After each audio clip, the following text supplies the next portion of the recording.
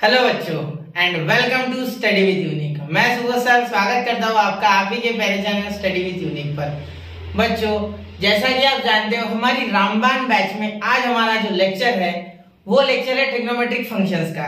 इससे पहले हमने ट्रिग्नोमेट्री 2 पूरा चैप्टर कवर किया था जिसमें मैंने आपको 9th 10th 11th इस सब का पूरा टोटल जो ट्रिग्नोमेट्री अब तक आपने पढ़ा है वो पूरा मैंने कवर कराया था उसमें with basics with each and every type of formula. ठीक है, हर टाइप का फॉर्मूला मैंने कवर कराया और किस तरीके से वो आता है, क्या उसका हमें इंपॉर्टेंस है, कहाँ उसे यूज करते हैं। ठीक है, वो भी मैंने आपको उस लेक्चर में बताया था। लगभग 1.5 घंटे का लेक्चर था और उसके बाद मैंने और 3 लेक्चर बनाए थे MNT-CET PYQs 2021, 2022 एंड 2023। ठीक है, 3 साल के PYQs में बना चुका हूँ। टोटल पूरे के पूरे 11th के जो भी PYQs होंगे बच्चा, ठीक है, वो मैं पूरे बनाऊंगा। ठीक है, अब 12th का ये चैप्टर हम जो आज लेने जा रहे हैं इसका नाम है बच्चा ट्रिग्नोमेट्रिक फंक्शन। जैसा कि आप जानते हो ये MNT-CET का 12th स्टैंडर्ड के लिए, ठीक है, चैप्टर है MNT-CET का। कौन सा है? Trigonometric function. ठीक है, ट्रिग्नोमेट्रिक फंक्शन क्लियर। तो ये जो चैप्टर है बच्चा, ठीक है, ये चैप्टर 12th स्टैंडर्ड से बिलोंग करता है।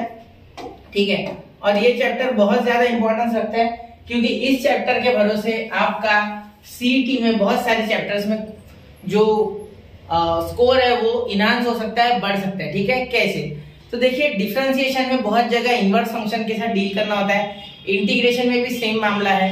ठीक है, और डिफरेंशिएशन और इंटीग्रेशन आपके पार्ट 2 के 5 चैप्टर कवर करते हैं। डिफरेंशिएशन 2 चैप्टर्स और इंटीग्रेशन 3 चैप्टर, जैसे indefinite, definite and application of integration, फिर डेरिवेटिव यानी डिफरेंशिएशन, फिर एप्लीकेशन ऑफ डेरिवेटिव यानी वो सेकंड चैप्टर। ठीक है, फिर 6 चैप्टर जो है वो भी आपको पता है डिफरेंशियल इक्वेशन, वो दोनों का मिक्स। तो 6 चैप्टर तो एक्चुअली इन 5 चैप्टर इस 2 चैप्टर के ऊपर ही, बाकी के चैप्टर बेस्ड है, याद रखना, डिफरेंशिएशन और इंटीग्रेशन। इसीलिए आपको ट्रिग्नोमेट्रिक फंक्शन आना चाहिए। ठीक है, चलिए तो शुरू करते हैं। तो स्वागत है आपको फिर से एक बार रामबाण बैच में स्टडी विद यूनिक चैनल पर। ठीक है, तो मैं आपका प्यारा सुबोध सर और आप प्यारे बच्चों शुरू करते हैं। सबसे पहले मैंने यहाँ आपके टेक्स्ट बुक से लिया हुआ ये सब। ठीक है, मैं आपको पहले डेफिनेशन समझाऊंगा। अगर कोई पहली बार पढ़ रहा है चैप्टर या किसी ने प्रॉपरली बोर्ड के वक्त नहीं पढ़ा था, जितना IMP था उतना ही पढ़ा था, तो टेंशन मत लेना, मैं हर एक चीज आपको बताते चलूंगा। ये लेक्चर लगभग 50 मिनट का रहेगा। ठीक है, जिसमें मैं आपको पूरा बेसिक से मतलब 0 से 0 तक पढ़ा दूंगा ट्रिग्नोमेट्री जो भी होता है आपका ट्रिग्नोमेट्रिक फंक्शंस का। ठीक है, इसमें जो जो पार्ट्स है, ठीक है, जैसे कि इसमें सबसे पहले हम पढ़ेंगे व्हाट इज ट्रिग्नोमेट्रिक इक्वेशन, फिर हम पढ़ेंगे ट्रिग्नोमेट्रिक इक्वेशन के साथ साथ सॉल्यूशन ऑफ ट्रिग्नोमेट्रिक इक्वेशन। उसके बाद हम पढ़ेंगे सॉल्यूशन 2 प्रकार के होते हैं, प्रिंसिपल और जनरल। ठीक है, फिर धीरे धीरे डोमेन, रेंज वगैरह सब बताते चलूंगा। ठीक है, फिर इनवर्स फंक्शन कैसे यूज करते हैं, कहां से कहां तक होते हैं, किस तरीके से। लेकिन एक शर्त है, सबसे पहले तो आपको पिछला लेक्चर देखना चाहिए जो कि ट्रिग्नोमेट्री 2 है। अगर वो स्ट्रांग है तो ये बहुत ही आसान है। ठीक है, इतना हलवा बन जाएगा कि आप बोलोगे सर ये कितना आसान है। ठीक है, फिर PYQs करेंगे 3 लेक्चर में, 2021, 2022, 2023। ठीक है, तो हो सके तो 3 लेक्चर या 2 लेक्चर में मैं PYQs कवर कर दूंगा, फिर हम अगले चैप्टर की ओर बढ़ते हैं, जैसा कि हमारा प्रोसेस होता है। ठीक है, चलिए तो यहाँ देखिए, an equation involving trigonometric functions is called as trigonometric equation. मतलब ऐसा इक्वेशन जिसमें ट्रिग्नोमेट्रिक फंक्शंस होते हैं are called as trigonometric equation. ठीक है, चलिए अब यहाँ लिखे हुए वैसे एग्जांपल मैं भी एक दे देता हूँ। sin theta is equal to √3/2। ये क्या हो गया बच्चा? ये हो गया ट्रिग्नोमेट्रिक इक्वेशन। ठीक है, ये हो गया आपका ट्रिग्नोमेट्रिक इक्वेशन। अब सॉल्यूशन ऑफ ट्रिग्नोमेट्रिक इक्वेशन, तो इसी का सॉल्यूशन अगर मुझसे कोई पूछेगा, ठीक है, तो देखो sin theta is equal to √3/2 है। ठीक है, अब यहाँ मैं क्या करता हूँ, मैं इसे सिंपली देखो sin थीटा को, ये थीटा है ना, ये रखता हूँ, ये इधर चले गया तो sin इनवर्स ऑफ √3/2। ठीक है, तो √3/2 sin इनवर्स कब आता है? तो आप बता दो कि सर ये आता है बेटा 60 पे यानी π/3 पे। ठीक है, आप ये बोलोगे। लेकिन बच्चा प्रिंसिपल सॉल्यूशन जब बोलते हो आप, ठीक है, या जनरल सॉल्यूशन, ठीक है, तो जनरल सॉल्यूशन तो हमारा फॉर्मूला होता है उसका जनरल सॉल्यूशन का, उसके बारे में हम आगे बात करते हैं। प्रिंसिपल सॉल्यूशन एक्चुअली निकलता है थीटा इज ग्रेटर देन और equal to 2π and greater than और इक्वल टू 0। मतलब 0 से 2π के बीच में हमें निकालना होता है प्रिंसिपल सॉल्यूशन। या इक्वल टू मत देना, ठीक है, या इक्वल टू मत देना, ठीक है, चल जाएगा ये। ठीक है, तो 0 से 2π के बीच में आप बनाओगे प्रिंसिपल सॉल्यूशन। ठीक है, प्रिंसिपल सॉल्यूशन में जनरली 2 वैल्यूज आती है। कौन सी 2? तो देखो पहले √3/2 π/3 पे आता है, पहला सॉल्यूशन तो आ गया इसका। ठीक है, एक आपको एग्जांपल करके बता रहा हूँ। फिर बाद में कब आता है? तो √3/2 सेकंड क्वाड्रेंट में भी आता है वापस से, और सेकंड क्वाड्रेंट में भी देखो सेकंड क्वाड्रेंट में भी जो साइन है वो क्या होता है, पॉजिटिव होता है, ठीक है। जैसे कि आप जानते हो आफ्टर स्कूल टू कॉलेज, तो इसीलिए सेकंड क्वाड्रेंट में भी साइन क्या होता है बच्चा, पॉजिटिव होता है। तो हम क्या कर सकते हैं, pi minus theta, pi minus theta यानी सेकंड क्वाड्रेंट में रहेगा बिल्कुल। तो पाई माइनस पाई बाय 3, ये पाई बाय 3 माइनस करना होता है, ठीक है।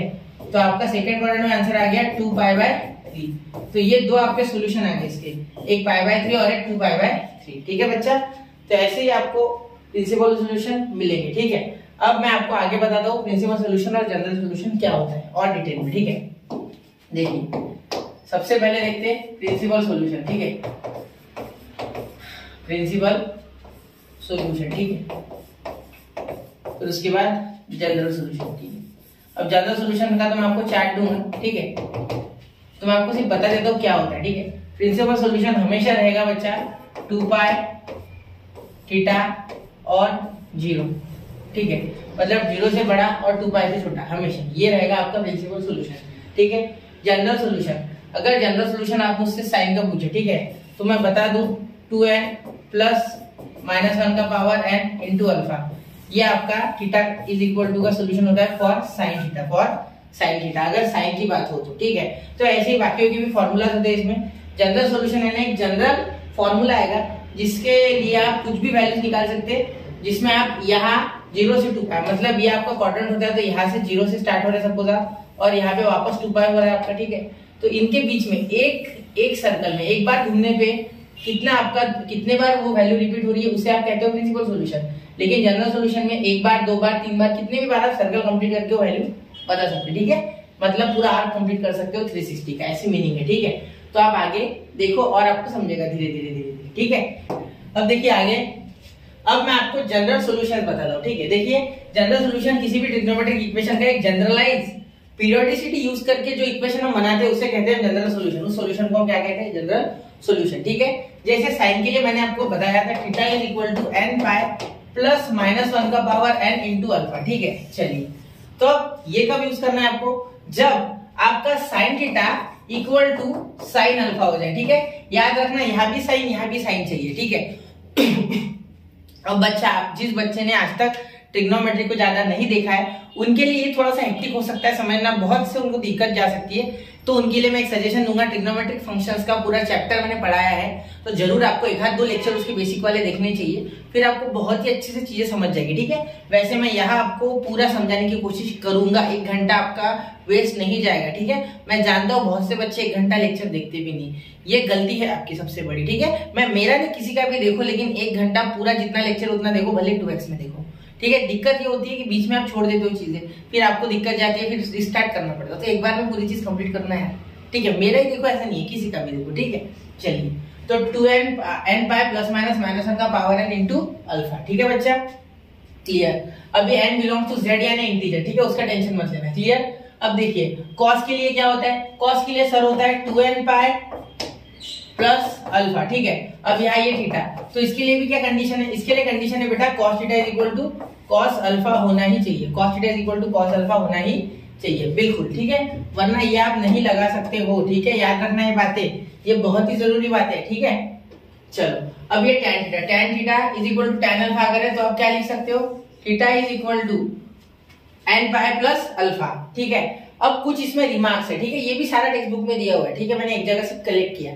sin theta is equal to 0 if and only if theta is equal to n pi, बिल्कुल, क्योंकि n पाई पे 0 होता है। मैं आगे आपको और डिटेल में ये बताऊंगा। इसके बाद एक हमारा और एक चार्ट है जिसमें मैं और माइनस कब होता है, 0 कब होता है, नेगेटिव वैल्यू कब होती है, सब के बारे में बताऊंगा, ठीक है। वो मैंने वैसे ट्रिग्नोमेट्री 2 में कराया है, लेकिन फिर से एक बार वो चार्ट में आपको कराऊंगा, ठीक है। चलिए cos थीटा 0 कब होता है, 2n प्लस 1 पाई बाय 2, आप यहाँ वैल्यू डाल के देखो, 1 डालो तो 2 plus 1 3 pi by 2, 3 pi by 2 यानी नीचे, तो यहाँ क्या हो जाएगा, cos 0 हो जाएगा, सिंपल बात है, क्योंकि 90 पे 0 और 90 के सारे कौन से मल्टीपल्स, 90 के सारे ऑड मल्टीपल्स पे 0, ऑड मल्टीपल्स, ठीक है, ऑड मल्टीपल्स, इवन नहीं, क्लियर। चलिए अब आगे, tan theta is equal to 0 if and only if theta is equal to n pi, same to same sine वाला चक्कर है, ठीक है। क्योंकि देखो tan का फॉर्मूला क्या होता है, tan theta is equal to sin theta upon cos theta, ठीक है, मैंने cs लिख दिया। अब देखो यहाँ क्या हो रहा है, जब cos, ठीक है, 1 हो जाएगा, ठीक है, और ये 0 हो जाएगा, तब तक ये 0 होगा, क्योंकि 1/0 मत करना, ये तो इंफिनिटी टेंड करेगा, ये गलत है, ठीक है। तो इसीलिए आपको यहाँ साइन 0 क्या होता है 0, कॉस 0 क्या होता है 1, तो 1/0 यानी 0 पे, ठीक है। फिर बाद में वापस 0 पे का पीरियोडिसिटी आएगी 2 पाई पे, फिर 2 पाई के बाद क्या आएगा 4 पाई पे, बिल्कुल ठीक है। समझ रहे हो मेरी बात, क्लियर कट समझ रहे हो पूरी बात है, ठीक है। 3 पाई पे भी होगा, ठीक है, ऐसा कुछ नहीं है, 3 पाई पे भी होगा, ठीक है। क्यों? क्योंकि 3 पाई पे ये भले निगेटिव बन जाएगा लेकिन ये तो 0 रहेगा, तो -1/0 भी तो क्या होता है 0, ठीक है। समझ रहे हो, तो ये सारी चीजें आपको अंडरस्टैंड करनी, ठीक है। चलिए यहाँ तक क्लियर है। अब general solution for sin square theta is equal to sin square alpha, ठीक है। तो n pi plus minus alpha, ठीक है। यहाँ cos square theta is equal to cos square alpha हो, तो यहाँ भी n pi plus minus alpha, ठीक है। हर बार z को टेंड करेगा, ठीक है। n बिलोंग्स टू z यानी इंटीजर, ठीक है। हर एक बार इंटीजर, कोई फ्रैक्शन वगैरह नहीं रखना है, ठीक है।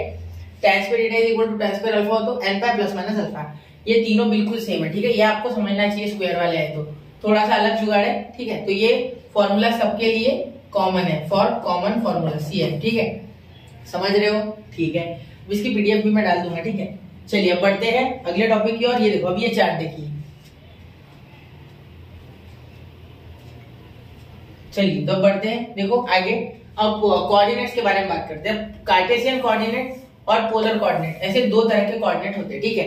अब कार्टेशियन कोऑर्डिनेट होते हैं x, y, ठीक है, और पोलर होते हैं बेटा r, थीटा, ठीक है, याद रखना, क्लियर। अब आप यहाँ एक केस पढ़ते हो सर्कुलर में, एक सर्कल बनाते हो, यहाँ पे इस तरीके से x एक्सिस बनाते हो, इसमें y एक्सिस बनाते हो, बिल्कुल ठीक है। यहाँ आप एक रेडियस r का इस तरीके से सर्कल बना लेते हो, r बोल देते हो, ठीक है। यहाँ पे कैसे परपेंडिकुलर बनाते हो, क्लियर। इसे आप x कह दोगे और इसे आप y कह दोगे, ठीक है, इसे। अब यहाँ अगर मैं एंगल थीटा बोलूं, ठीक है, तो आप क्या बोलोगे, sine theta is equal to क्या हो जाएगा बेटा, अपोजिट अपॉन हाइपोटेनस, यानी y/r, यानी y के आगे आपका r sin थीटा। ये एक स्पेशल केस है बच्चा, आप जानते होगे शायद ये केस, मैंने इसके पहले भी अपने ट्रिग्नोमेट्रिक फंक्शन वाले लेक्चर में पढ़ाया है, ठीक है। अब यहाँ ये हो गया एक फॉर्मूला, cos के लिए बना देता है हाथों हाथ, ठीक है। देखो cos थीटा क्या हो जाएगा, cos theta is equal two adjacent क्या है x और हाइपोटेनस क्या है r, तो x is equal to r cos theta, बिल्कुल समझ रहे हो। तो ये दोनों फॉर्मूला आपको आने चाहिए, इसके सहारे आप आसानी से पोलर टू कार्टेशियन और कार्टेशियन टू पोलर जा सकते हो, कोई दिक्कत नहीं, ठीक है। अब ये क्वेश्चन में मैं आपको कराऊंगा, ठीक है, तो और आसानी से आपका हो जाएगा। सपोज एक पोलर कोऑर्डिनेट आपका π/4 है और आपका रेडियस कुछ 1 है सपोज, ठीक है।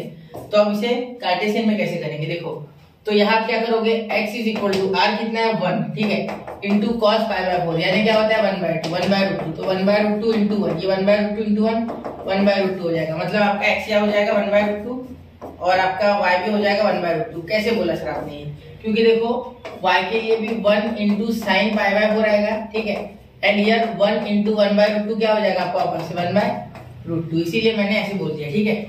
तो ये यहाँ और ये यहाँ कन्वर्ट होना है, ठीक है। चलो, तो कन्वर्जन आपने यहाँ सीख लिया अभी, ठीक है। चलिए, तो शायद आपको आता हो, नहीं आता हो तो भी अच्छे से देख लो, ठीक है। आता हो तो भी देखो, नहीं आता हो तो कोई दिक्कत नहीं, तो देखना ही, ठीक है। चलिए, तो इस तरीके से आप कन्वर्जन भी कर सकते हो, क्लियर है बात, कोई दिक्कत नहीं, ठीक है। चलिए, इसे थोड़ा सा बॉक्स कर लेते, ठीक है, क्लियर हो गई, चलो बात, ठीक है। अब ये 2 वगैरह थोड़ा गंदा दिख रहा है, इसे वापस से लिखना चाहूंगा मैं, एक मिनट,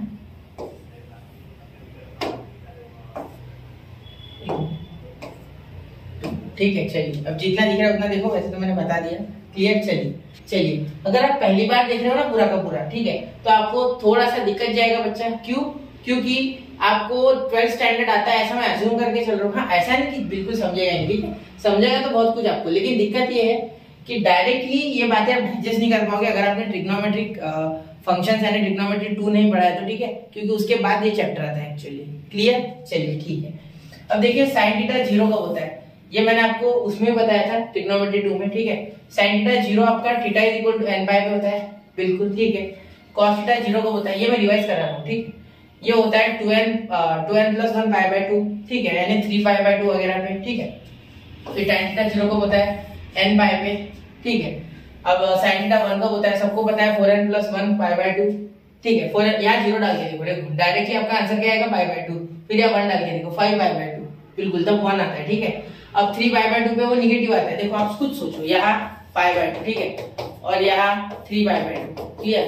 तो यहाँ sin थीटा क्या आएगा बच्चा, निगेटिव आएगा, ठीक है। फिर cos थीटा 1 कब आता है 0 पे, देखो 2n पाई 0 डालोगे यहाँ तो 0 आ जाएगा, तो 0 पे तो पॉजिटिव आता है, ठीक है बिल्कुल। फिर उसके बाद आप यहाँ 2 डाल दो, ठीक है, 4 पाई, यहाँ भी 1 आएगा, ठीक है क्लियर। यहाँ कोई भी वैल्यू ले लो आप, ऐसे यहाँ इवन फॉर इवन मल्टीपल, मतलब ये हमेशा इवन नंबर बनेगा, कभी भी ऑड नहीं बनेगा, क्योंकि 2 से मल्टीप्लाई हो रहा है। तो इवन मल्टीपल्स के लिए कॉस पॉजिटिव 1 आता है, ठीक है।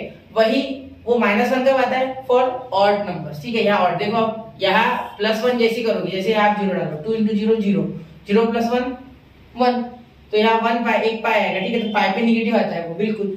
यहाँ अब आप 2 ले लो, तो 2 2 × 4 4 + 1 5 5 पाई पे भी निगेटिव आता है, क्योंकि 5 पाई यानी क्या, देखो यहाँ से चालू किया उसने एक सर्कल, ठीक है, पूरा आया 2, यहाँ ये देखो पहले 1, फिर 2 पाई, फिर 3, फिर 4, फिर 5, अब ये यहाँ आया वापस। तो यहाँ तो साइन कॉस निगेटिव है ना, बिल्कुल, क्योंकि पाई पे क्या था, वो माइनस था, बिल्कुल, इसीलिए -1, ठीक है। अब cot थीटा 0 को होता है, cot थीटा 2n + 1 π/2, ठीक है। क्या यहाँ आपको ऐसा कोई दिख रहा है? बिल्कुल, ये cos, बिल्कुल समझ रहे हो, देखो कहीं ना कहीं ये देखो रिजेंबल कर रहे हैं एक दूसरे से, ठीक है, समझ रहे हो, बिल्कुल समझ रहा है, ठीक है। अब देखो मीनिंग क्या हुआ है, ये क्यों ऐसा हुआ, देखो सुनो, cot थीटा जो होता है ना, वह आपका इस तरीके से कुछ फंक्शन कर, देखो cos theta upon sin theta, ठीक है। अब देखो ऊपर 0 आएगा, नीचे 1 आएगा, ठीक है, तो ये 0/1 क्या आता है? 0, इसीलिए 2n + 1 π/2 इसका फॉर्मूला सेम टू सेम हो गया, ठीक है। वैसे ही साइन का देखो, साइन और tan का n पाई, ठीक है। अब बात निकल गई है तो पूरा देखते हैं, tan theta = sin theta upon cos theta, ठीक है। क्या हो जाएगा, देखो sin थीटा क्या हो जाएगा आपका, यहाँ sin थीटा जहां 0 होगा वहां, क्योंकि अगर 1/0 करोगे तो इंफिनिटी जाएगा, वो चलेगा नहीं, ठीक है। 0/1 इज ओके, ठीक है, वो चलेगा, वो 0 आएगा, ठीक है। देखिए तो sin थीटा क्या आ गया आपका, sin थीटा कब 0 होता है? n पाई पे, यानी कब n की वैल्यू कुछ भी रख लो, 1 पाई 2 पाई 3 पाई कुछ भी रख लो आप, हमेशा साइन उसके लिए 0 ही आएगा, ठीक है, टेंशन नहीं लेना है, क्लियर। क्योंकि साइन 0 पे भी 0 होता है और 180 पे भी 0 ही होता है, ठीक है, समझ गए। जैसे कि आपका cos जो है वो π/2 पे भी 0 होता है, -π/2 पे भी 0 होता है, क्लियर, समझ रहे हो मेरी बात, ठीक है। अब ये चार्ट मैंने आपको ट्रिग्नोमेट्री 2 से रिवाइज कराए हैं, ठीक है। चलिए अब अगला देखते हैं। अब यहाँ आपको साइन रूल कोसाइन रूल के बारे में बात कर रहा हूँ मैं, ठीक है।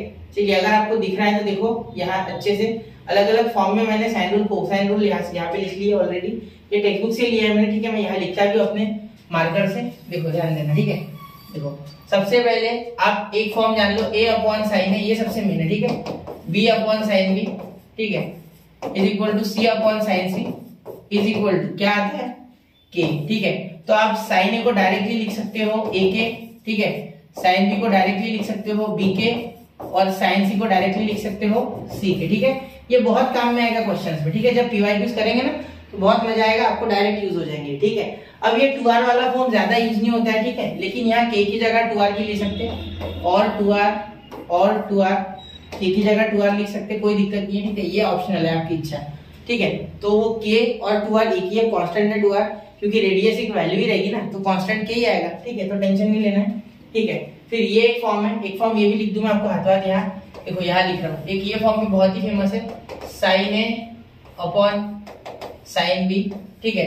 यहाँ देखो अगर आप ध्यान से देखोगे तो अगर मैं sin a sin b ऐसे, या एक काम कर, चलो एक अच्छा थोड़ा अच्छे से लिखता हूँ, देखो sin a/a = sin b/b, ऐसा ले सकता हूँ मैं, बिल्कुल, इतना पार्ट तो मैं अलग ले सकता हूँ ना, समझ रहे हो मेरी बात। देखो अगर ये k के इक्वल है और ये भी k के इक्वल है, तो क्या मैं इन दोनों को या इन दोनों को ले सकता हूँ? बिल्कुल ले सकता हूँ, ठीक है। तो यहाँ हम कोई दिक्कत ना करते हुए यहाँ ये लिख लेंगे, तो इसका ट्रांसफॉर्मेशन होके क्या मैं ऐसे कर सकता हूँ, sin a/sin b, ठीक है, = a/b कर सकता हूँ, बिल्कुल कर सकता हूँ, सेम टू सेम। देखो ये a इधर, ठीक है, sin b इधर, तो sin a/sin b = a/b लिख सकता हूँ, बिल्कुल कोई दिक्कत नहीं है, ठीक है।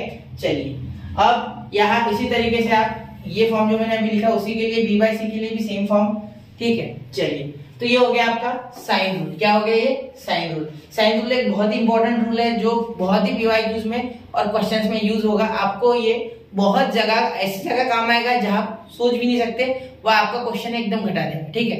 तो तब आपको याद होना चाहिए साइन रूल क्या होता है, ठीक है। इसके बाद देखिए कोसाइन रूल, ठीक है। कोसाइन रूल, तो कोसाइन रूल अब मैं क्या करता हूँ, कोसाइन रूल यहाँ से आपको एक बार बता देता हूँ, फिर मैं खुद से आपको पूरा लिख के देता हूँ, ठीक है। चलिए यहाँ से कोसाइन रूल को मैं मार्क कर देता हूँ, ठीक है। देखिए ये देखिए ये पूरा कोसाइन रूल है, ठीक है। अब इसको याद कैसे करना है वो मैं बता देता हूँ आपको। देखो आपको इस तरीके से बिल्कुल याद नहीं करना है, ठीक है। याद किस तरीके से करना है देखो याद कैसे करना है इसको, ध्यान देना मेरी बात पे। यहाँ याद कैसे करना है देखो अगर आपको लिखना है कॉस ए, ठीक है, तो कॉस ए जनरली हम ऐसे याद रखते हैं, ठीक है, इसीलिए मैं आपको इस तरीके से बता रहा हूँ। ये जो तरीका है ये बच्चों को थोड़ा डिफिकल्ट जाता है, तो मैं बता रहा हूँ। देखो कॉस ए जो होता है ना, ये आपको सीधी बात नहीं करता, ये सीधी बात नहीं करता, कभी भी उल्टी बात करता है। जैसे साइन देखो, साइन ए था तो बराबर ए के बारे में बात कर रहा था, ठीक है। वैसे ही कॉस के बारे में बात नहीं करता, कॉस ए के बारे में बात नहीं करता। वो क्या बोलेगा, चल बेटा पहले बी स्क्वायर ले ले बोलते, ठीक है, फिर ले ले बेटा सी स्क्वायर, ठीक है, माइनस ए स्क्वायर अपॉन 2 और ये बीसी। याद रखो मेरी बात, कॉस ए के बारे में जब बात करोगे तो स्क्वायर आएगा सबसे पहले दिमाग में, ठीक है। ए को छोड़ के बाकी साइड्स, क्योंकि ये ट्रायंगल्स के बारे में लॉ है, आप जानते होंगे। तो ट्रायंगल में क्या होता है, ए साइड, ये साइड कौन सी होती है, ए बी से एंगल लिख लो, फिर ये साइड ए के अपोजिट ए, बी के अपोजिट बी और सी के अपोजिट सी, ठीक है। तो कुछ इस तरीके से हो जाता है, बिल्कुल ठीक है। तो देखिए यहाँ कॉस ए का क्या हो जाएगा, B square plus C square minus ए स्क्वायर और ये अपॉन 2bc, ठीक है। ऐसे अगर देखो कॉस बी के बारे में बात करोगे तो बी के बारे में बात नहीं करेगा, ये बात करेगा ए स्क्वायर ए साइड फिर सी स्क्वायर और ये माइनस में बी स्क्वायर अपॉन 2ac दे देगा, बिल्कुल। अब क्या करो आप कॉस सी का लिखने की कोशिश करो, कॉस सी का लिखने की कोशिश करो, ठीक है। कॉस सी का लिखने की कोशिश करो जिससे कि आप कॉन्फिडेंस बूस्टअप होगा, ठीक है। चलिए मैं कॉस सी का लिख रहा हूँ, हो गया आपका। चलिए मैं कॉस सी का लिख रहा हूँ। देखो कॉस सी का क्या हो जाएगा, देखो पहले ए स्क्वायर करेगा, फिर प्लस बी स्क्वायर करेगा, फिर माइनस सी स्क्वायर करेगा अपॉन 2ab करेगा, बिल्कुल ठीक है। तो इस तरीके से कुछ होता है, ठीक है। लेकिन हम इसे जो क्वेश्चंस होते हैं उनमें जनरली यूज करेंगे इस फॉर्म में 1 2 और 3। अब आप बोलोगे सर ये कैसे याद करें, कुछ नहीं बेटा, देखो ये 2ab इधर चले गया तो cos c 2ab cos c हो गया, ठीक है। फिर ये सी स्क्वायर इधर चले गया तो सी स्क्वायर पॉजिटिव, तो C square is equal to A square plus B square minus cos c ab, देखो ठीक है, समझ गए। यही तो बोला मैंने अभी। देखो जैसे B square is equal to C square plus A square minus 2ac cos b, आया में ये जो होता है ना ये इधर वाला होता है। देखो जैसे यहाँ ए स्क्वायर के बारे में, तो B square plus C square minus 2bc cos a, आया है। तो ऐसे याद करना है आपको। तो याद करते समय आपको ट्रिक से याद करना है, या ऐसे समझो कि ये जिलेबी की तरह घुमा के बातें बताता है, डायरेक्टली नहीं, ठीक है। तो बहुत ज्यादा घुमा के बता रहा है वो। ए के बारे में बात कर रहा है तो पहले बी लिखना है, फिर सी लिखना है, फिर ए लिखना है, फिर नीचे भी वो ए आने वाला नहीं है, bc आने वाला है, ठीक है, 2bc। ऐसे याद करना है आपको, 2-4 बार लिखोगे याद हो जाएगा, ठीक है। चलिए मैं शॉर्ट में लेक्चर इसलिए बना रहा हूँ बच्चा, क्योंकि ये आप जानते हो ऑलरेडी, ठीक है। ये थोड़ी सी प्रिपरेशन आज फोटोज की अच्छी नहीं थी, ठीक है, तो इसीलिए आप थोड़ा कोशिश करो। चलो अब मैं बता रहा हूँ आपको यहाँ बहुत ही इंपॉर्टेंट रूल, जो कि प्रोजेक्शन रूल होता है, ठीक है। ये भी जरूरी रूल है, ठीक है, ये भी बहुत बार हमें काम में आता है, ठीक है। ये सारा आपने पढ़ लिया ऑलरेडी, मैं सिर्फ आपको रिवाइज कर रहा हूँ। देखो ये पहली बात मैं बता दूं कि ये रूल साइक्लिक है। जैसे देखो ए बी और सी ये साइक्लिक है, ठीक है। ये साइक्लिक क्यों बोला मैंने, ठीक है। देखो कैसे होता है, यहाँ होगा जब आप ए की बात करोगे तो A is equal to B cos C, ठीक है, ये एंगल वाला सी, ठीक है। ये एंगल जो होंगे वो बड़े होंगे। जैसे देखो ट्रायंगल की जब मैं बात करूंगा, ट्रायंगल एबीसी की, तो एंगल में बड़े लिखूंगा और साइड छोटे लिखूंगा, ठीक है। ये साइड है, स्मॉल लेटर जो है वो साइड है और कैपिटल लेटर जो है वो एंगल है, ठीक है। बी कॉस सी है प्लस सी कॉस बी, ठीक है। अगर मैं बी की बात करूंगा, देखो आप थोड़ा पैटर्न ध्यान में दो, ठीक है। पैटर्न मैं आपको रियलाइज कराऊंगा, अभी सिर्फ ध्यान दो। यह हो जाएगा ए कॉस सी, ठीक है, ये बड़ा है, प्लस सी कॉस ए, ठीक है। जैसे देखो क्या हुआ, जब मैंने ए की बात की, ठीक है, A is equal to B cos C. B क्या है आपका, यहाँ देखो ए नहीं है, ए बी सी आया, ठीक है, लेकिन सी एंगल में है कॉस। फिर यहाँ इसका उल्टा, सी आगे आ गया, बी पीछे आ गया, देखो सेम टू सेम है, आ गया। अब ये देखो यहाँ बी, तो बी इधर कभी रिपीट नहीं होगा, वहां ए सी आया, ठीक है। ये पहले लिखोगे तो चलेगा क्या, बिल्कुल चलेगा, ठीक है। वैसे ही सी में देखो, आप सी अगर लिखोगे तो क्या लिखोगे, सी में आप लिखोगे ए कॉस बी, ठीक है, प्लस बी कॉस ए। देखो ध्यान से देखो, है A cos B plus B cos A cos B plus B cos A, आया ध्यान में। तो ऐसे आपको घुमाना है, इस बातों को घुमाना इसका काम है, ठीक है। सिंपली आ रहा, कॉस भी घुमाना था वहां, यहाँ ये घुमाना, ठीक है। अब इनके प्रूफ आप देखना चाहते हो, मैं जानता हूँ, तो प्रूफ देखना है फिर आप समझ तो नहीं है, लेकिन अगर आप फिर भी चाहते हो देखना तो 10-15 मिनट में मैंने एक प्रूफ समझाया है, ठीक है। साइन रूल अलग से समझाया है, कोसाइन रूल अलग से समझाया है, प्रोजेक्शन रूल अलग से समझाया है, ठीक है। जरूर देखिए वो प्रूफ, ठीक है। वैसे आप अगर रेगुलर देख रहे हो लेक्चर मैंने पहले से, तो आपको पता होगा कि मैंने प्रूफ पढ़ाया है, ठीक है।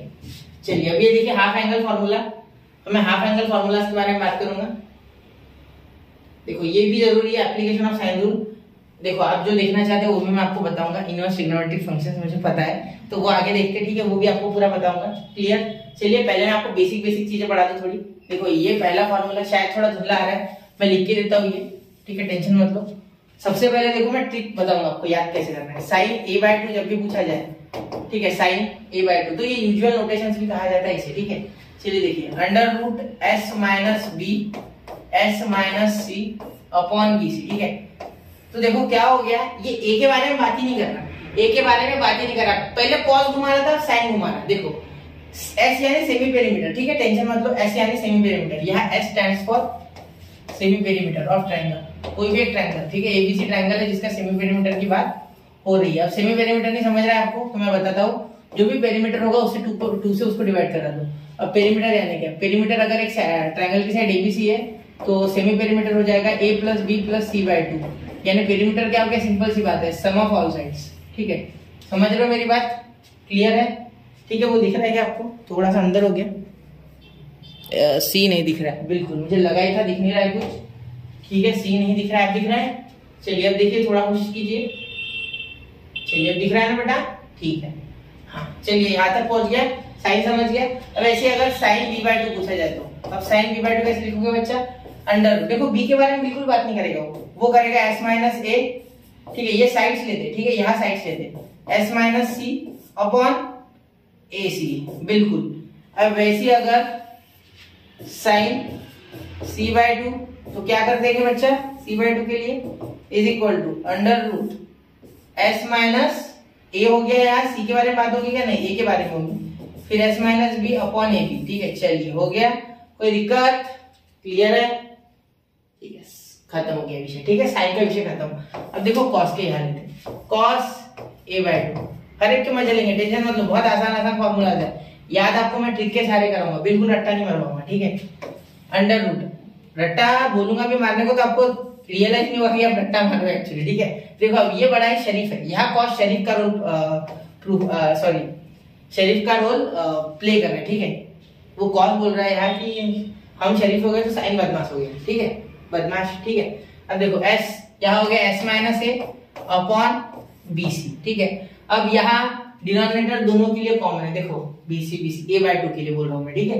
यहाँ s - a मतलब ये उसी के बारे में बात करेगा, लेकिन s साथ में आ जाएगा, ठीक है। अब देखो cos b/2 अंडर, आपको सिर्फ ये s याद रखना है, फिर तो ये अंदर ये लिखना है, इसकी अपोजिट साइड मतलब s - b अपॉन bc होगी क्या, नहीं, इस बार ये b छोड़ के ac, बिल्कुल, ठीक है, जैसे यहाँ a छोड़ के bc, ठीक है, वैसे ही cos c/2 का क्या हो जाएगा, √s in bracket s - c upon ab, बिल्कुल सर, बिल्कुल समझ में आ रहा है हमें, कोई दिक्कत नहीं है, ठीक है, समझ लो मेरी बात है। देखो है बहुत ही आसान है बच्चा, बस आपको ये याद रखना है कि कॉस वहां बदमाशी करता है, यहाँ नहीं करता, ठीक है, यहाँ साइन बदमाशी करता है, ठीक है। चलिए अब ये आप कैसे याद करते हो, ये एक्चुअली आप पे डिपेंड करता है, it only depends on you and your understanding, ठीक है। चलिए अब tan a/2, अब tan a/2 और tan b/2 और tan c/2, ठीक है। अब आप खुद भी बता सकते हो ये कैसे सर, कैसे, अब बहुत से बच्चे सोच रहे हैं कैसे, बेटा अगर आपने पिछला लेक्चर देखा है मेरा ट्रिग्नोमेट्रिक फंक्शंस के, ठीक है, जिसको बहुत ही कम बच्चे देख रहे हैं, आपको देखना चाहिए वो, ठीक है। और आपके फ्रेंड्स अगर कोई है जिनको एमएसटीसीटी से कुछ मतलब अच्छे एक्सपेक्टेशन, अच्छे मार्क्स लाना चाहते हैं, तो मैं गारंटी देता हूँ कि पीवाईक्यू से आपका बहुत सारा कवर हो जाएगा पार्ट, ठीक है। तो आपको जरूर वो आपके फ्रेंड्स को बताना चाहिए, जिससे कि वो भी पढ़ पाए अच्छे से, ठीक है। नहीं मैं बोलता हूँ बहुत से चैनल यूट्यूब पे बहुत जन पढ़ा रहे, ठीक है, कोई दिक्कत नहीं है, लेकिन पीवाईक्यूज कम कराते हैं सारे, पीवाईक्यूज नहीं कराते ज्यादा।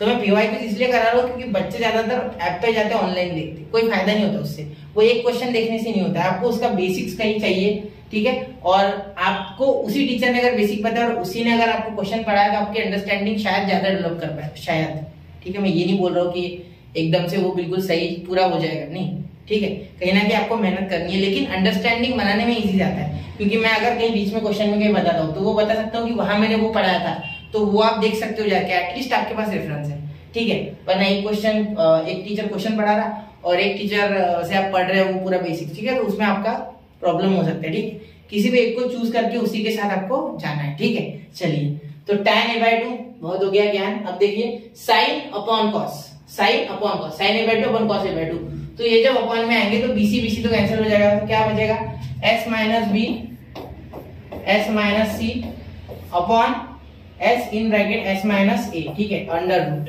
अगर ये दोनों आपको आते हैं तो वो आ जाएगा, ठीक है। अब अगर ऐसे ही मुझे आप tan b/2 का पूछोगे तो s माइनस a, ठीक है, s माइनस b, क्योंकि देखो a था तो bc की बात हुई थी, ये ऊपर साइन वाला बिहेवियर, नीचे कॉस वाला बिहेवियर, ठीक है, ऊपर बदमाश नीचे साधु, ठीक है, ऊपर बदमाश नीचे एकदम शांत, कोई टेंशन नहीं, ठीक है, ऐसी बात करेगा, ठीक है। अब देखो यहाँ s minus a s minus b, और सॉरी b नहीं है यहाँ, सॉरी यहाँ माय मिस्टेक, यहाँ b नहीं है, यहाँ c है, मैंने b लिख दिया क्या, सॉरी यहाँ, चलो ठीक है, c upon s in bracket s minus c, ठीक है। चलिए, तो ये फॉर्मूला आपको इस तरीके से याद होने चाहिए, ये सारे इंपॉर्टेंट है। कभी कभी तो सीटी में ऐसा क्वेश्चन आ जाएगा कि ये एबीसी की वैल्यू है भाई, ये निकाल दो, बस कोई दिक्कत नहीं, इससे आप आराम से निकाल लोगे, ठीक है। चलिए, अब आगे चलो, ठीक। अब देखो 11, अब ये यहाँ मैंने वापस से यही लिए हुए हैं, देखो तो ये मैंने आपको एक्सप्लेन कर दिया। अब हेरॉन्स फार्मूला, इसका प्रूफ भी है लिखा हुआ है, ठीक है। वैसे प्रूफ की आपको जरूरत नहीं है, तो मैं डायरेक्टली हेरॉन्स फार्मूला आपको एक्सप्लेन करता हूँ क्या होता है, ठीक है। तो हेरॉन्स फार्मूला तब आपके काम में आता है बच्चा, जब आपको किसी ट्रायंगल की साइड्स दी हुई होती है और बोलते हैं कि बच्चा निकाल के बताओ हमें क्या हो गया, हाँ चलो, तो वो आपको बोलते हैं, एक मिनट, चलिए, तो तब आपको बोलते हैं कि एक ट्रायंगल दिया है ABC, ठीक है, जिसकी साइड से A B और C, ठीक है, और बोलते हैं बोलो इसका एरिया कितना है, ठीक है। तो इस केस में आपको कोई एंगल वगैरह किसी तरीके का कुछ बेस हाइट कुछ नहीं पता रहता, ठीक है। तब आप हेरॉन्स फार्मूला लगाओगे, आपको ये गिवन रहेगा, साइड्स आपको गिवन रहेगी कि क्या क्या उसकी वैल्यूज है, ठीक है। तो इन दैट केस आपको हेरॉन्स फार्मूला बहुत ही काम में आएगा, ठीक है। ये आपने 8th स्टैंडर्ड में भी पढ़ा है, अगर आप महाराष्ट्र स्टेट बोर्ड में हो, और अगर आप CBSE में हो तो आपने ये पढ़ा था 9th में पढ़ा था, 10th में नहीं 9th में पढ़ा है, ठीक है। तो देखो एरिया ऑफ एनी ट्रायंगल, ठीक है, हियर ABC, ठीक है, हियर ABC, यहाँ ABC नाम है ट्रायंगल का, ठीक है, is equal to under root s in bracket s minus a s minus b and s minus c, ये आपका यहाँ फॉर्मूला बन जाता है। बहुत ही आसान है बच्चा, s in bracket s minus a s minus b s minus c, मतलब ABC ट्रायंगल की साइड से s यानी semi perimeter, here s is equal to a plus b plus c by 2, यानी इसी को हम बोलते हैं सेमी पेरीमीटर, ठीक है, सेमी पेरीमीटर, बिल्कुल ठीक है, समझ रहे हो मेरी बात, ठीक है। चलिए, वो सेमी पेरीमीटर थोड़ा ढंग से लिखो सर, बिल्कुल अच्छा, कोई नहीं, करेंगे अच्छे से लिखेंगे, ठीक है, सेमी पेरीमीटर, ठीक है। चलिए, अब इसके बाद नेपियर्स एनालॉजी, ये भी मुश्किल नहीं है, ठीक है, वो मैं आपको यही बता दूं, ठीक है, इसी के सारे बता देता हूँ। देखो नेपियर्स एनालॉजी, अब नेपियर्स एनालॉजी भी कोई हार्ड टॉपिक नहीं है बहुत ज्यादा, ठीक है, इसकी तो आपको प्रूफ भी नहीं है, डायरेक्टली ये बोला गया, ठीक है, प्रूफ इसका आपको पढ़ना भी नहीं होगा, तो भी टेंशन मत लो, ठीक है। यहाँ देखो tan b माइनस c/2, ये एक सिंगल ट्रायंगल के लिए, आप ध्यान दे रहे होंगे, तो ये जितने भी रूल में करा रहा हूँ, ठीक है, ये s in bracket s minus b upon ac under root, ये सब जितने भी करा रहा हूँ, हाफ एंगल का फॉर्मूला वगैरह, ये सब एक सिंगल ट्रायंगल के लिए, ठीक है, एक ट्रायंगल है ABC, इसमें हम ये सारे गेम्स खेल रहे हैं, ठीक है, ये कुछ नया कुछ नहीं आ रहा है इसमें, ठीक है, उस ट्रायंगल के बारे में बात हो रही है ABC, ठीक है। चलिए, अब देखो b minus c/2 is equal to, यहाँ b माइनस c है ना, तो यहाँ साइड्स वाला b माइनस c, नीचे साइड्स वाला b प्लस c, ठीक है।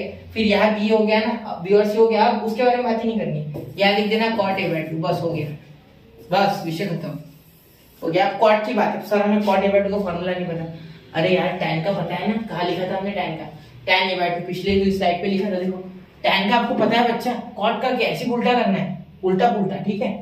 चलिए, वो सारी जगह वैलिड है बेसिक फॉर्मूला, ठीक, उसका टेंशन लेना मत, ठीक है। चलिए, इसे थोड़ा अलग कर देते ताकि ये अलग लगे, वरना ये और ये मिक्स हो जाएगा तो आपको दिक्कत हो जाएगी बाद में, ठीक है। चलिए,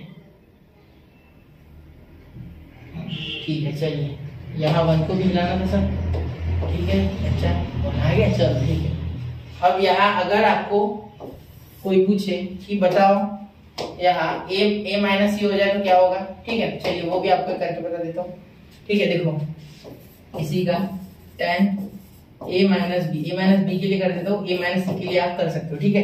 यहाँ a माइनस बी है ना, तो साइड वाला a माइनस बी और साइड वाला a प्लस बी। साइड वाला भी बोल रहा हूँ क्योंकि वो स्मॉल लेटर्स, ठीक है, कंफ्यूज नहीं होना है। फिर यहाँ c की बात नहीं हो रही है ना, तो cos c/2, बस विषय खत्म। आ गया भाई, बिल्कुल क्लियर। चलिए बहुत ही आसान है बच्चा। चलो तो यहाँ तक समझ गए, एक बार जरा ध्यान से देखना है पूरा यहाँ तक, ठीक है। यहाँ तक हमने 60% आसपास कवर कर लिया, ठीक है। अब जो करना है वो आगे है, ठीक है। अब यहाँ इनवर्स ट्रिग्नोमेट्रिक फंक्शन चालू हो रहा है, ठीक है। यहाँ तक आपका ये जो जितना जितना जरूरी था ट्रिग्नोमेट्रिक फंक्शन बेसिक्स, ठीक है, वो मैंने करा दिया, ठीक है। सबसे पहले से मैं आता हूँ, सबसे पहले मैंने आपको पढ़ाया कि क्या होता है ट्रिग्नोमेट्रिक इक्वेशन। फिर आप अगर स्किप करना चाहो तो ये पार्ट स्किप कर सकते हैं, ठीक है। तो मैं रिवाइज करा रहा हूँ 2 मिनट में, ठीक है। फिर पहले व्हाट इज ट्रिग्नोमेट्रिक इक्वेशन, फिर सॉल्यूशन ऑफ ट्रिग्नोमेट्रिक इक्वेशन, फिर मैंने आपको बताया what is principal value, what is general solution, ठीक है। फिर जनरल सॉल्यूशन, फिर ये कराया मैंने आपको, ठीक है, इस तरीके से कि ये सॉल्यूशन वगैरह कैसे लिखते हो आप, ठीक है। ये कोई जनरल सॉल्यूशन का कोई फिक्स फॉर्मेट नहीं है, ठीक है, वो तो आगे है, ठीक है। फिर डोमेन, रेंज वगैरह बहुत कुछ आएगा आगे। मैं सिर्फ आपको ट्रिग्नोमेट्री 2 का रिवाइज करा रहा था कि किस तरीके से ये बिहेवियर होता है इनका अलग अलग क्वाड्रेंट में, अलग अलग एंगल पे, ठीक है। और उसके कुछ जनरल फॉर्मूला है, वो भी मैंने आपको रिवाइज करा दिए, ठीक है। चलिए अब आगे different form of sine rule. तो फॉर्म रूल साइन रूल के 4 से 5 फॉर्म है। मैंने तो 6 कराए थे, मेरे जो लेक्चर था ना वीडियो, उसमें मैंने जब साइन रूल एक्सप्लेन किया तो मैंने शायद से 6 एक्सप्लेन किया हुआ, ठीक है। और एक फॉर्म इसमें बनता है जो कि इसी से रिलेटेड है लेकिन थोड़ा अलग है, ठीक है। चलिए अब आगे, डरना नहीं है, वही है, ठीक है। फिर कोसाइन रूल मैंने आपको बताया, फिर मैंने आपको बताया यहाँ प्रोजेक्शन रूल, ठीक है। प्रोजेक्शन रूल के बाद मैं आ गया हूँ यहाँ हाफ एंगल फॉर्मूलाज पे, फिर साइन कॉस टैन के half angle formulas A B C के लिए, ठीक है। फिर हमने हेरॉस फॉर्मूला पढ़ा, फिर नेपियर फॉर्मूला, बस यहाँ तक आपका जो बेसिक था वो कवर हो गया, ठीक है। फिर एक्सरसाइज 1 इसमें की जो एक्सरसाइज आपकी थर्ड चैप्टर ना 3.1 उस पे बेस्ड है, 3.2 ये आगे जो हमने पढ़ा है इस पे बेस्ड है, ठीक है। मतलब प्रिंसिपल सॉल्यूशन जनरल सॉल्यूशन पे 3.1 बेस्ड है, उसके बाद 3.2 ये यहाँ तक बेस्ड है पेरीमीटर तक और नेपियर एनालॉजी तक, ठीक है। चलिए बच्चा रिवीजन भी, चलिए अब ये देख लीजिए साइन इनवर्स ऑफ -1 से 1 -π/2, π/2, ठीक है। अब ये डोमेन रेंज वगैरह की बातें सारी, ठीक है। ये देखो साइन इनवर्स x अगर है, ठीक है। अब देखो सबसे पहले मैं इनवर्स ट्रिग्नोमेट्रिक फंक्शन है शुरू करने जा रहा हूँ, ठीक है। यहाँ पे आपका पूरा जो बेसिक्स था वो खत्म हो चुका है। एक्सरसाइज 3.1 और 3.2 में जो आपको यूजफुल है वो सारी चीजें होगी। अब 3.3 में हम सब इनवर्स कर पड़ेंगे, ठीक है। चलिए तो देखिए सबसे पहले डरना नहीं है, अगर sign inverse of sine x अगर मिलता है आपको तो इन दैट केस आपका आंसर x हो जाएगा, ठीक है। ये 4 से पहले तो मैं ये बताना चाहूंगा, ठीक है। फिर उसके बाद अगर आपको cos inverse of cos x मिलता है तो यह आपका आंसर हो जाएगा x, ठीक है। अगर आपको मिलता है cosec inverse of cosec x तो आपका आंसर क्या हो जाएगा बेटा, x हो जाएगा, बिल्कुल डरना नहीं, ठीक है। फिर दूसरा और एक दो लिख लेते, tan inverse of tan x अगर मिलता है तो आपका आंसर फिर क्या हो जाएगा, x हो जाएगा, ठीक है। अगर आपको cot inverse of cot x अगर मिलता है तो आपका आंसर क्या हो जाएगा बेटा, x हो जाएगा, ठीक है। फिर यहाँ sec inverse of sec x अगर मिलता है तो आपका आंसर क्या हो जाएगा, x हो जाएगा। लेकिन यहाँ एक कंडीशन होती है, ठीक है। ये मैंने क्यों बोला है, क्योंकि ये प्रिंसिपल ब्रांच वैल्यू या उसके प्रिंसिपल डोमेन में चाहिए। मतलब ये साइन जो होना चाहिए वो -π/2 से π/2 के बीच में ही होना चाहिए। cos इनवर्स cos x 0 से π ही होना चाहिए, ठीक है। और कोसेक इनवर्स और कोसेक x आपका -π/2 से π/2 ही होना चाहिए, ठीक है। मतलब अगर वो प्रिंसिपल वैल्यूज के बीच में नहीं है यहाँ के तो ऐसा कटेगा नहीं। लेकिन आप टेंशन मत लेना, आपके इसमें जनरली ऐसे डायरेक्ट ही दिया होता है तो उसी में लिमिट में ही चीजें रहती है, प्रिंसिपल ब्रांच वैल्यू में ही वो रहती है, प्रिंसिपल डोमेन पे ही वो चीजें रहती है, ठीक है। तो वो रेंज में ही घूमती है अपने आसपास, ठीक है। वो बाहर नहीं जाती है, उसके जो उसके डोमेन से उसके बीच में घूमती है वो, ठीक है। तो टेंशन नहीं लेना आपको, आप डायरेक्ट काट सकते हो, ठीक है। तो आपके लिए ये सिर्फ मैंने बताया कि इन्फॉर्मेशन के तौर पे, ठीक है। ये हो गया। फिर इसी का एक दूसरा रूप देखो, साइन इनवर्स ऑफ x अगर होता है तो भी x, क्योंकि ये कैंसिल हो जाता है, ठीक है। ये आप जानते होंगे, सिंपल बातें। cos इनवर्स ऑफ x तो x अभी बोर्ड का एग्जाम दिया उसमें ये आया होगा आपको, है ना। डिफरेंशिएशन वगैरह कहीं तो यूज होता है ये, बिल्कुल। तो cosec into cosec inverse of x आपको भी लग रहा होगा क्या सर, ये तो आता है बिल्कुल। फिर भी हमें पढ़ना है बच्चा, एकदम दिल से बिल्कुल पहले से पढ़ना है, ऐसे समझो, ठीक है। tan x = x रिवाइज कर लो, ठीक है। वैसे भी मैं एकदम डिटेल तो कुछ नहीं रहा है ना, नहीं वो फास्ट कर रहे ना हम, इसलिए बोला मैंने। cos इनवर्स और cot खत्म, ठीक है। फिर यहाँ sec इनवर्स और sec खत्म, ठीक है। चलिए आंसर x आ गया। तो हमेशा याद रखना इनवर्स ट्रिग्नोमेट्रिक फंक्शन का आंसर एक एंगल आएगा, इनवर्स ट्रिग्नोमेट्रिक फंक्शन का आंसर एक एंगल आएगा, इनवर्स ट्रिग्नोमेट्रिक फंक्शन का आंसर एक एंगल आएगा, ठीक है। याद रखना हमेशा इसका आंसर क्या रहेगा, एक एंगल, ठीक है। जैसे देखो sin इनवर्स ऑफ -1, 1, तो ये इसकी क्या है बेटा, sin इनवर्स की, मतलब आप इनवर्स में घुसने से पहले देखो sin की मैक्सिमम, sin थीटा की मैक्सिमम वैल्यू जो आती है वो आती है +1, मैक्स टू मैक्स, और मिन टू मिन वैल्यू क्या होती है -1, ये मिनिमम, ठीक है। वैसे ही cos के केस में मैक्सिमम वैल्यू क्या आती है उसकी 1 और मिनिमम क्या आती है -1। तो यहाँ देखिए -1 कब आता है, जब वो -π/2 पे होता है साइन, बिल्कुल, और +1 कब आता है, जब वो पॉजिटिव π/2 पे होता है, बिल्कुल। ये बातें आपको समझ रही है, ठीक है। चलिए ये बात आप समझो मेरी, ठीक है। धीरे धीरे समझने की कोशिश करो, आपको आ जाएगा, ठीक है। अब देखिए डरना नहीं है, -1 कब आता है cos 0 पे, cos 0 सॉरी, ठीक है। देखो cos जो है वो -1 कब आता है, वो आता है -1 आपका 80 पे, कब आता है 80 पे, जो कि मिनिमम वैल्यू है, ठीक है। और cos +1 कब आता है 0 पे, ठीक है। समझ रहे हो। आगे ये r यानी एनी रियल नंबर, कुछ भी रियल नंबर हो सकता है, ठीक है। समझ लो, रियल नंबर कोई भी हो सकता है, इंटीजर वगैरह, क्लियर। रैशनल इरेशनल कुछ भी यहाँ रख सकते हो आप, इसका मीनिंग ये है। तो tan इनवर्स के लिए कुछ भी चलेगा, ये इसकी कोई लिमिट नहीं है, ठीक है। तो ये भी -π/2 से π/2 घूमता है साइन की तरह, क्योंकि ये साइन का भाई है, ठीक है। वैसे ही कोसेक इनवर्स जो फॉलो करेगा वो भी इसी को करेगा, क्योंकि ये भी साइन के साथ ही है, ठीक है। क्योंकि देखो tan का फॉर्मूला आप देखो sin/cos, तो आप समझो कि साइन इसका बड़ा भाई है, क्योंकि साइन ऊपर है, ऐसा समझना है आपको, ठीक है। तो याद देखिए, तो ये साइन इनवर्स, tan इनवर्स और कोसेक इनवर्स, ठीक है। इनका देखो आप बिल्कुल सेम टू सेम है, देखो यहां से यहां तक ये आ सकते -π/2, ठीक है। -π/2 से π/2, और ये भी -π/2 से π/2, बिल्कुल, ठीक है। अब देखिए आप सोचो, नहीं तो कोई भी आप वैल्यू लो, ठीक है। sin इनवर्स ऑफ -1 कब आता है, -π/2 पे, कब आता है sin इनवर्स ऑफ 1 π/2 पे, ठीक है। जैसे sin π/2 पे आपका आंसर क्या आता है 1, -π/2 पे क्या आता है -1, वैसे ही है, ठीक है। वैसे ही cos इनवर्स -1, 1, तो यहाँ -1 π पे आता है और +1 0 पे आता है, ठीक है। tan इनवर्स के लिए कोई भी वैल्यू हो सकती है, r यानी रियल नंबर कोई भी, ठीक है।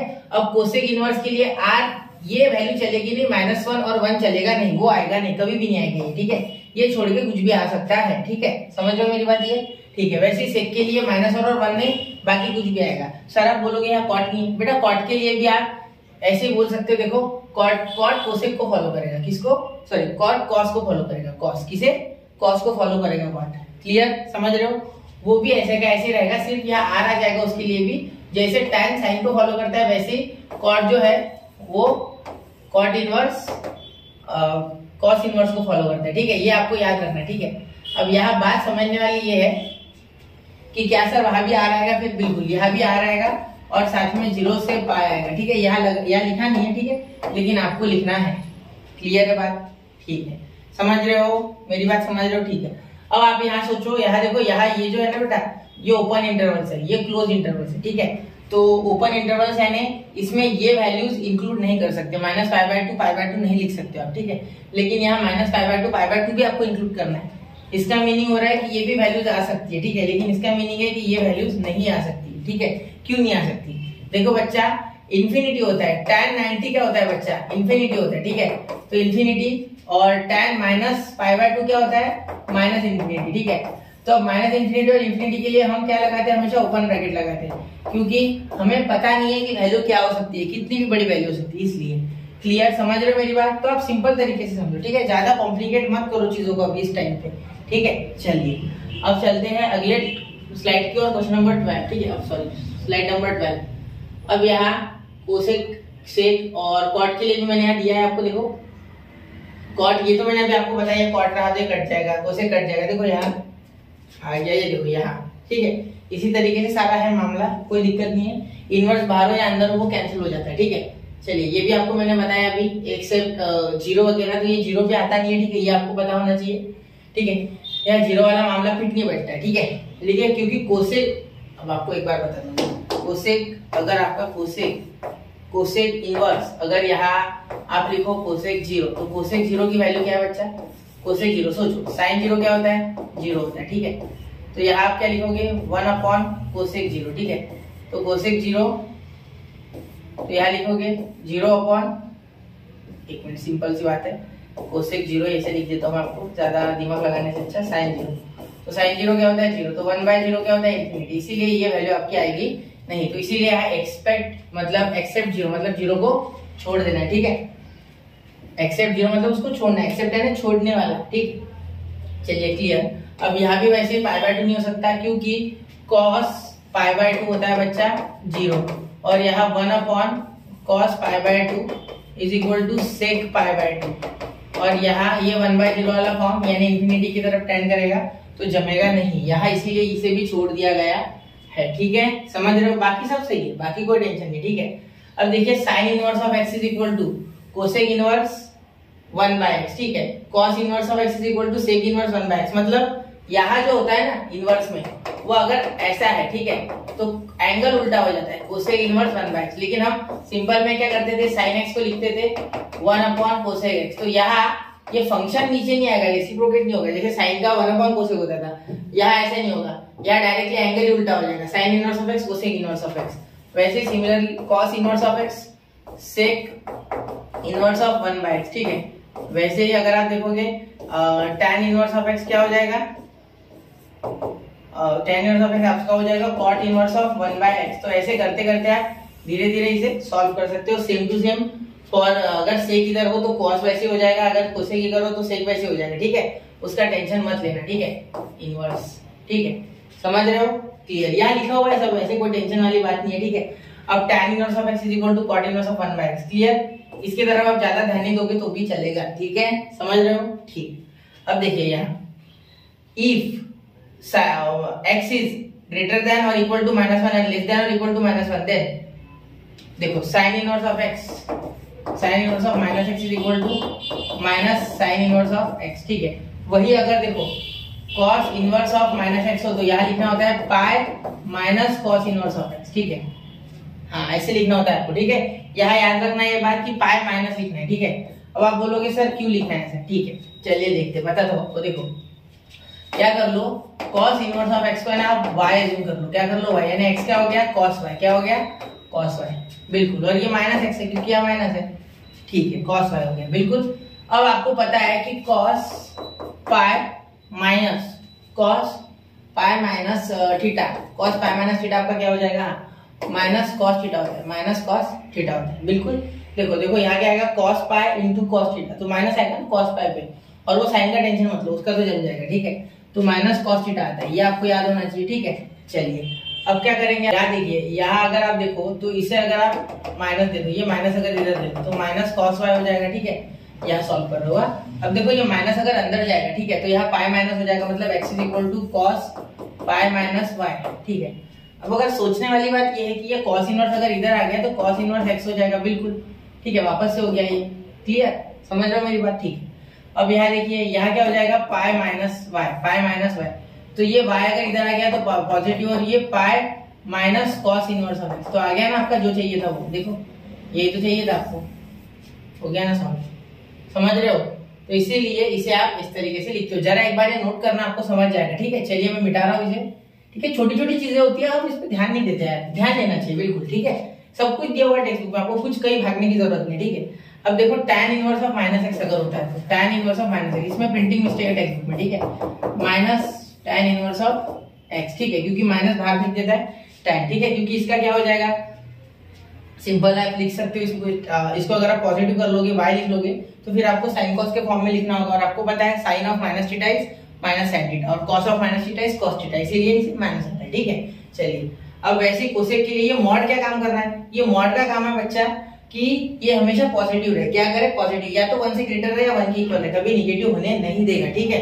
जैसे कि आप यहाँ लिख सकते हो cosec inverse of -x is equal to minus cosec inverse x, ठीक है। वैसे ही अगर सेक इनवर्स ऑफ -x हो तो ये सेक ना बिल्कुल कॉस की तरह खा जाता है माइनस को, और यहाँ आ जाता है सेक इनवर्स ऑफ x, ठीक है। इसका बहुत ही ये है, ठीक है। लेकिन खाते समय ये एक बात का ध्यान रखता है कि यहाँ पाई आएगा, क्या आएगा पाई, बिल्कुल उसके तरह, बिल्कुल कॉस की तरह बिहेव करेगा, ठीक है।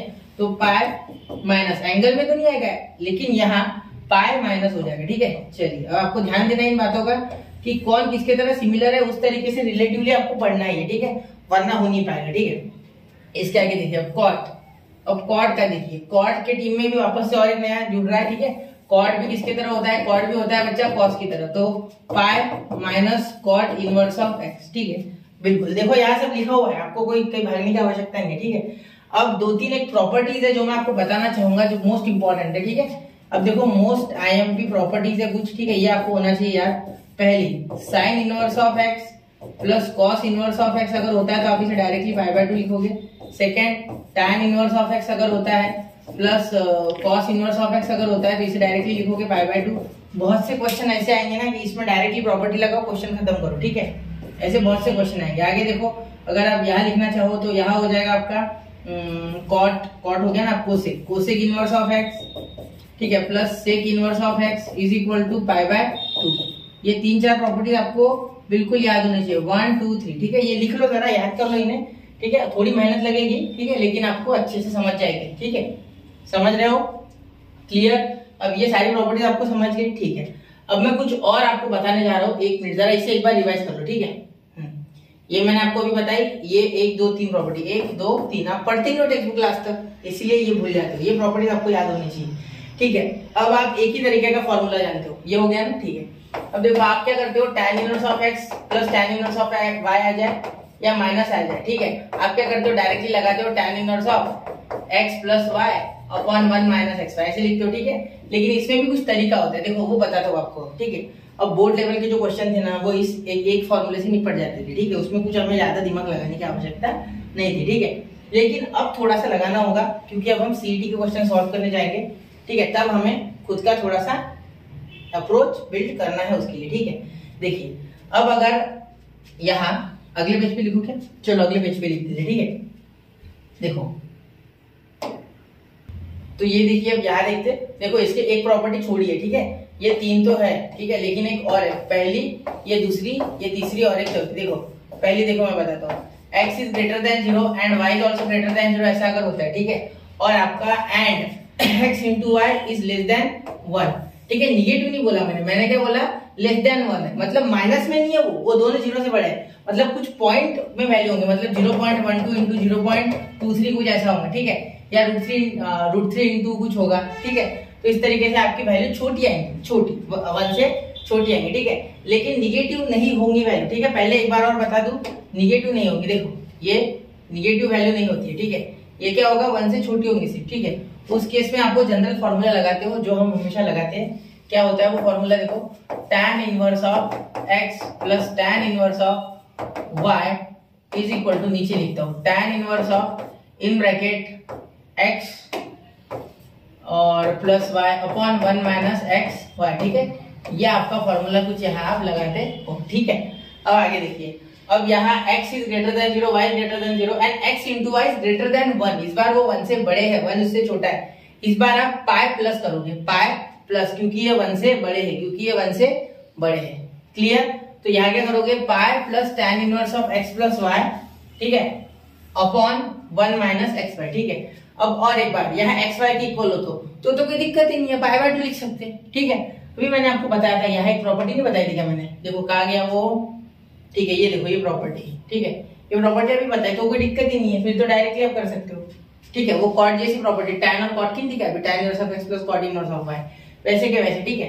क्योंकि यहाँ ये दोनों आपके 0 से तो बड़े हैं, लेकिन x इंटू वाई बन के इक्वल है, उस केस में आप ऐसा कर सकते हो, ठीक है। अब x is greater than 0, y is greater than 0, tan inverse of x minus tan inverse of y, क्या लिख सकते हो, tan inverse of x minus y upon 1 plus x y, इसमें भी डायरेक्ट कर सकते हो। क्लियर? इसमें कंडीशन नहीं है x इंटू वाई वाली, आप ऑब्जर्व कर पा रहे हो तो, ठीक है। इसमें कंडीशन है x इंटू वाई 1 से बड़ा है, उसमें कंडीशन है x इंटू वाई 1 से छोटा है, ठीक है।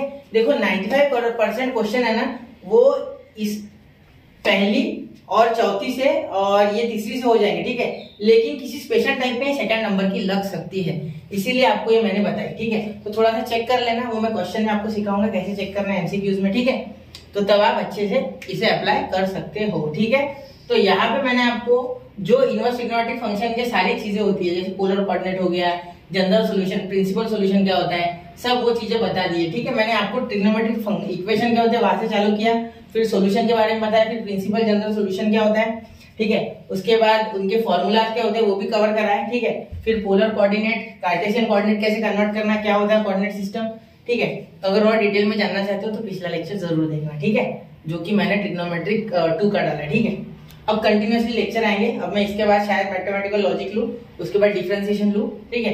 धीरे धीरे पूरे चैप्टर 15 दिन के अंदर कवर हो जाएंगे, ठीक है। देखो अब ये मैंने आपको चार्ट रिवाइज कराया था, ठीक है। उसके बाद मैंने आपको ये साइन रूल कराया, फिर कोसाइन रूल कराया, फिर कोसाइन रूल के बाद मैंने आपको प्रोजेक्शन रूल कराया मेरे हिसाब से, हाँ प्रोजेक्शन रूल कराया, इसकी भी ट्रिक बताई। फिर उसके बाद मैंने आपको कराया है ये application of sine rule, cosine rule and projection rule in a triangle, फिर हाफ एंगल फार्मूला, फिर हमने आगे पढ़ा हेरॉन्स फार्मूला मेरे हिसाब से, फिर हमने पढ़ा नेपियर्स एनालॉजी क्या होती है। उसके बाद हमने पढ़ा कि किस तरीके से हम इसको यूज करते हैं इनवर्स ट्रिग्नोमेट्रिक फंक्शन को। हमेशा इसका आंसर एक एंगल आता है, ठीक है। यहाँ से हमने इनवर्स ट्रिग्नोमेट्रिक फंक्शन बेसिकली चालू किया। तो इनवर्स ट्रिग्नोमेट्रिक फंक्शन इतना ही है बच्चा, ठीक है। अब ये जितना आसान दिख रहा है उतना है नहीं एक्चुअली, ठीक है। ये याद रखना कि जितना आसान लग रहा है उतना है नहीं इनवर्स ट्रिग्नोमेट्रिक फंक्शन। अब आपको ये तब का समझेगा जब आप क्वेश्चन करोगे, ठीक है। तो एमसीक्यूज में बहुत से क्वेश्चन तो आपको प्रॉपर्टीज के सारे बन जाएंगे, लेकिन कुछ कुछ जगह आपको प्रॉपर्टीज के साथ साथ खुद का लॉजिक लगा के आंसर निकालना होगा, ठीक है।